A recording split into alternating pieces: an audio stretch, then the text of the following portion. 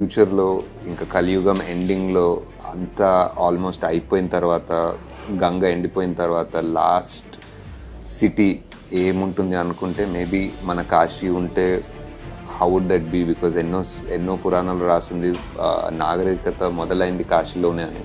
ఇప్పుడు ఆ వరల్డ్ని తయారు చేయాలంటే చాలా ఇంట్రెస్టింగ్ ఉంటుంది. అంటే కాశీ ఎంతో ఓల్డ్, మనకు తెలిసిన ఆ ఘాట్ స్టెప్స్, ఆ ఇండియన్ ఆర్కిటెక్చర్ని ఇప్పుడు ఒక ఫ్యూచరిస్టిక్ ఒక 3,000 సంవత్సరాల ముందు ఎలా ఉంటుంది అని ఆలోచించి డిజైన్ చేసి ఐడియేట్ చేసి ఇప్పుడు డబ్బులు ఎలా ఉంటాయి అంటే ఇప్పుడే ఆల్మోస్ట్ ఫిజికల్ కరెన్సీ లేదు కదా. సో ఇప్పుడు ఫ్యూచర్లో ఇంకెలా ఉంటుంది, వెహికల్స్ ఎలా ఉంటాయి అంటే ఇప్పుడు ఏదో మనం పెట్రోల్ నుంచి ఎలక్ట్రిక్ వెళ్తున్నాం, కానీ ఫ్యూచర్లో ఇంకా పెట్రోల్ అయిపోతుంది, ఎలక్ట్రిక్ కూడా అయిపోతుంది. ఫ్యూచర్లో ఎలా ఉంటాయి వెహికల్స్, దాని డిజైన్ ఎలా ఉంటుంది?